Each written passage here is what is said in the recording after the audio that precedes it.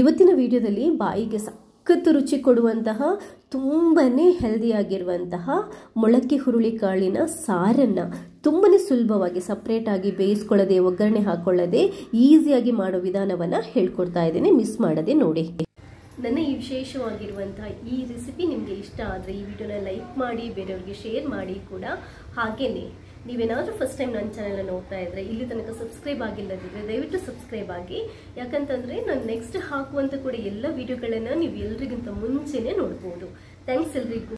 1 cup ಅಷ್ಟು ಹುರುಳಿಕಾಳನ್ನ ನೀಟಾಗಿ ಮೊಳಕೆ ಬರಿಸ್ಕೊಂಡು ರೆಡಿ ಮಾಡ್ಕೊಂಡು ಇಟ್ಕೊಂಡಿದ್ದೇನೆ ನೋಡಿ. ಈಗ ಇದಕ್ಕೊಂದು ಮಸಾಲೆ ರೆಡಿ ಮಾಡ್ಕೋಬೇಕು. ಸ್ಟವ್ ಮೇಲೆ ಪ್ಯಾನ್ ಇಟ್ಟು ಚೂರು ಬಿಸಿ ಮಾಡಿಕೊಂಡು 1 ಟೇಬಲ್ ಸ್ಪೂನ್ ಅಷ್ಟು ಕುಕ್ಕಿಂಗ್ ಆಯಿಲ್ ಅನ್ನು ಹಾಕೊಳ್ಳಿ. ಇವಾಗ ಒಂದು 4-5 ಎಸಳು ಬೆಳ್ಳುಳ್ಳಿ, 1 ತುಂಡು ಈರುಳ್ಳಿ, 2 ಹಸಿಮೆಣಸಿನಕಾಯಿ, 1 ತುಂಡು ಶುಂಠಿ, 4-5 ಒಣಮೆಣಸು, ಸ್ವಲ್ಪ ಕರಿ ಲೀವ್ಸ್, 1 ಟೇಬಲ್ ಸ್ಪೂನ್ ಅಷ್ಟು ಜೀರಿಗೆ, 2 ಟೇಬಲ್ ಸ್ಪೂನ್ ಅಷ್ಟು ಕೊತ್ತಂಬರಿ ಬೀಜ, ಸ್ವಲ್ಪ ಕಾಳುಮೆಣಸು, 1/4 ಟೇಬಲ್ ಸ್ಪೂನ್ ಅಷ್ಟು ಮೆಂತೆ. ಇಷ್ಟನ್ನು ಹಾಕೊಂಡು ನೀಟಾಗಿ ಫ್ರೈ ಮಾಡ್ಕೊಳ್ಳಿ. ಒಂಚೂರು ಹುರಿದ್ಕೋಬೇಕು.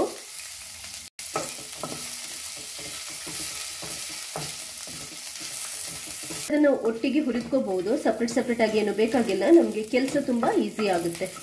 ಎಲ್ಲ ಚೂರು ಹುರಿದಾದ ನಂತರ ನೋಡಿ, ಇವಾಗ 1 ನಾಟಿ ಟೊಮೆಟೊನ ಕಟ್ ಮಾಡ್ಕೊಂಡು ಹಾಕೊತಾ ಇದ್ದೇನೆ. ಇದನ್ನು ಕೂಡ ಚೂರು ಬಾಡಿಸ್ಕೊಳ್ಳಿ.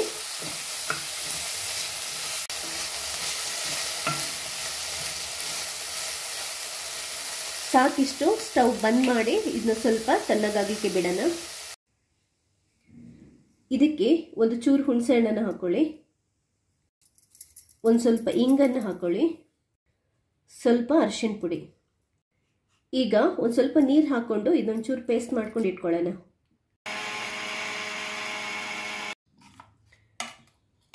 ನೋಡಿ, ಕಡಕ್ಕಾಗಿರುವಂತಹ ಮಸಾಲ ಈ ಪೇಸ್ಟ್ ರೆಡಿ ಆಗಿದೆ. ತುಂಬಾನೇ ಕಡಕ್ಕಾಗಿದೆ ಇದು. ಈಗ ಸ್ಟವ್ ಮೇಲೆ ಒಂದು ಕುಕ್ಕರ್ ಇಡಿ, ಅದೊಂಚೂರು ಬಿಸಿ ಮಾಡ್ಕೊಳ್ಳಿ.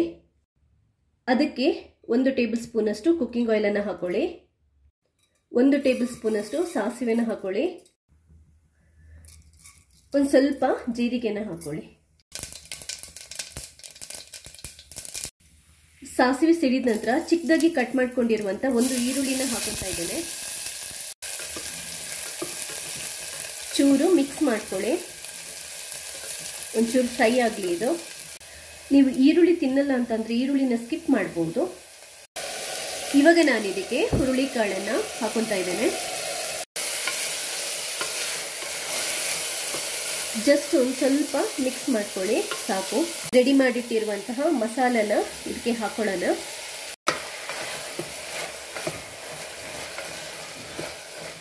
ಈಗ ಇದಕ್ಕೆ ನೀರು ಹಾಕಿ ಹದ ಮಾಡ್ಕೊಳ್ಳೋಣ. ನಿಮಗೆ ಸಾರು ಯಾವ ಕನ್ಸಿಸ್ಟೆನ್ಸಿಗೆ ಬೇಕೋ ಅಷ್ಟು ನೀರು ಹಾಕೊಳ್ಳಿ. ಇವಾಗ 1/4 ಟೇಬಲ್ ಸ್ಪೂನ್ ಅಷ್ಟು ಉಪ್ಪನ್ನು ಹಾಕೊತಾ ಇದ್ದೇನೆ. ನೀವು ರುಚಿಗೆ ನೋಡ್ಕೊಂಡು ಹಾಕೊಳ್ಳಿ. ಮಿಕ್ಸ್ ಮಾಡ್ಕೊಳ್ಳಿ ಹದ ನೋಡ್ಕೊಂಡು. ಈಗ ಕುಕ್ಕರ್ ಲಿಡ್ಡನ್ನು ಕ್ಲೋಸ್ ಮಾಡಿಬಿಟ್ಟು ಹೈ ಫ್ಲೇಮ್ ಇಟ್ಟು 2 ವಿಷಲ್ ಆಗಲಿಕ್ಕೆ ಬಿಡೋಣ.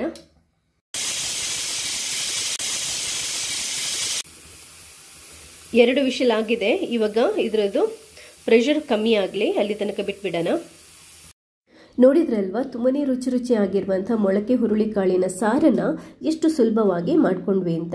ಆ್ಯಕ್ಚುಲ್ ಆಗಿ ಇದನ್ನ ರೈಸ್ ಜೊತೆ ಹಾಗೇನೆ ಮುದ್ದೆಗೆ ಅಂತಂದರೆ ತುಂಬನೇ ಚೆನ್ನಾಗಿರುತ್ತೆ. ಮತ್ತು ತುಂಬನೇ ಕ್ವಿಕ್ಕಾಗಿ ಮಾಡ್ಬೋದು. ಜಾಸ್ತಿ ಟೈಮ್ ಕೂಡ ನಮ್ಗೆ ಇದಕ್ಕೆ ತಗೊಳ್ಳಲ್ಲ. ಯಾಕಂತಂದರೆ ನಾವು ಒಗ್ಗರಣೆ ಹಾಕಿಬಿಟ್ಟು ಒಟ್ಟಿಗೆ ಕುಕ್ಕರಲ್ಲಿ ಮಾಡೋದ್ರಿಂದ ಈಸಿಯಾಗಿ ಮಾಡ್ಬೋದು. ಬಾಯಿಗೆ ಸಖತ್ ರುಚಿ ಕೊಡುತ್ತೆ. ಈವನ್ ಶೀತ ಆದಾಗ ನೀವು ಈ ಸಾರನ್ನು ತಿಂದರೆ ನಿಮ್ಮದು ಶೀತ ಕೂಡ ಕಂಟ್ರೋಲ್ ಆಗುತ್ತೆ. ದೇಹಕ್ಕೆ ಸಖತ್ ಶಕ್ತಿಯನ್ನು ಕೂಡ ಕೊಡುತ್ತೆ ಈ ಹುರುಳಿಕಾಳು. ರೆಸಿಪಿ ಇಷ್ಟ ಆದರೆ ಲೈಕ್ ಮಾಡಿ, ಬೇರೆಯವರಿಗೆ ಶೇರ್ ಮಾಡಿ ಕೂಡ. ಹಾಗೇನೆ ನನ್ನ ಈ ಪ್ರಯತ್ನ ಇದೇ ಥರ ಸಪೋರ್ಟ್ ಮಾಡ್ತಾನೆ ಇರಿ. ಥ್ಯಾಂಕ್ಸ್ ಎಲ್ರಿಗೂ.